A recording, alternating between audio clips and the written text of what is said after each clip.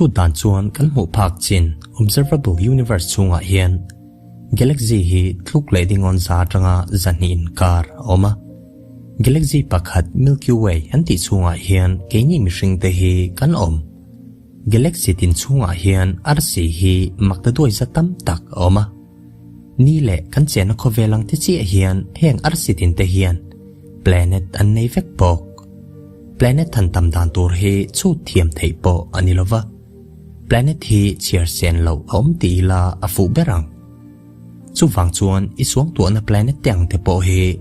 anom lo ang ti asoi thei lova tun tuma chuan planet dang dai tak om thei po irin lo tur hi kan bi chiang don ani heng planet te hi an moin ril ruti boi tu an ni ba ka an hlau om deuh hlek te po ani thea ima sela apoi mo ber chu anom tak tak si lai hi ani tuna yen me khi Kepler 16b ania ni pani nei khovel ani ta tuin ti in a minglem an phua Star Wars film mi nen khan ainan em wangin a planet ming hi an la chong ani Kepler 16b hi Saturn nen hian ain tiat vela kan chena tanga light year zani somli panga la om engkal chak zonga chaka ikal theite ni chuan kumzani somli pang nuwa he planet omna hi ithlang thei don ti na ani chu Kepler 16b hi arsi pani hel circumbinary orbit zinga chuan planet mu chu masak ber ania chun pachanga chuan vana hian ni pakhat ni lovin ni panni imubik don ti na ani chu ni pakhat la tur po amoi kan ti to laya ni panni la tur phei hi chu amoi dan hi adang dai viawang le heti lai hian he planet omna mun hi an thleng thei ma la planet chunga chen ngai na hi om lo thong a hel arsia tanga nun na om theina mun habitable zone pona dai oma habitable zone nunglama oma wang hian a votin tui hi liquid form a tui ril hian om ngai na om lo ani he planet hi chu a lo om vele em thunga the planet of terror ti in a minglem an phua chik fak lo mi tan chuan he planet hi amoin kan chena khovel ang chia ni tura ngai ngal ngot ero a fu lo thlo cha kom tak mel puma se he planeta khochin om dan hi a lo om lea darkar khata mel sanga zali se ta chakin thlipui atle chak zong hi rikal chak zong islet sari se ta chak ania spaceship changkang tak nein he planet hi thlo thei ta po nila manin tha tum nen hian ainang reng hei chau alani lo thlipui hian anuai vak ringot don lo chea i tak samun sang chuang hi chu thil riam taka zai kak ang deuh hian akak vek pokang achan chu he planeta hian glass hi atui rilin asura thlongam chi ani lo hrim arsia hel nai em awangin alum em poka ni mulam hi degree celsius zakwa somthum ni in ni mulo lampo hi degree celsius zaruk somnga alakai tho tui hi degree celsius za asawa ti hian alum dan tur hi chu i hrethiam mayang tuna chuan astronomer tamzok tena super Saturn tia an ko planet hi kan bi chiang lenga he planet ring len zong hi Saturn ring let zaruk somli vel set ani kan chena tanga light year zali hla oma a ring len zong kan hriat thiam theinan kan solar systema Saturn omna huna hian handa ta zok taila hetiang deuh hian alangang a ring hi a en don em awangin full moon ai po hian a eng zok dona zan lama po khovela tang hian alang chiang don hle he planet hi chu adang lambi khlea Kepler 186f hi chu khovel nen hian an em awangin art cousin antimai chain kan chena tanga light year zanga vela hla oma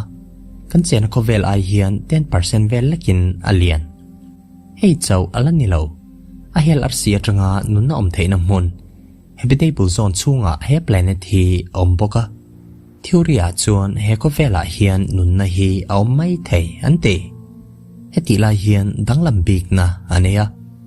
a hel arsi hi kan ni ai hian alum lo zok baka a sentra zok bok hemi om zia chu he planeta photon slut thatam zok hi red wavelength tin auma hi wang hian he khovel chunga thingle mau te chu khovela mi te anglo tak hian aine vov dang vek the khovela thingshing kan hmu te anglo tak hian he khovela thingte chu a sen lam rong an ni vek thea ram ngo sen thap hi chu adang dai viawang na satan chuan he thil hi adang dai em awangin posterin an siam chok hiala poster chunga chuan Kepler 186f where the grass is always redder on the other side te ain ziak planet zong zong hian arsi hi an nei vek lo ti hi ihreto em an mani chau hi an ni maya heng planet te hi rogue planet ti in an ko arsi hel an nei velo wangin space a hian an lang kwal vel mai maya makdeu mai chu ruwa hi asur ve thin tho heti lai hian ruwa sur han ti hian tuipa nga hi chu asur velova tui aya thir tui molten iron hi asur thin heng planet te hi eng tin nge an lo om te hi kan hre thiam che lo na in theory nei that bera chuan arsi in siam puitling talo emo star system in siam ter baby system antia planet le planet in sutawanga om na chua san ta te po animai the ante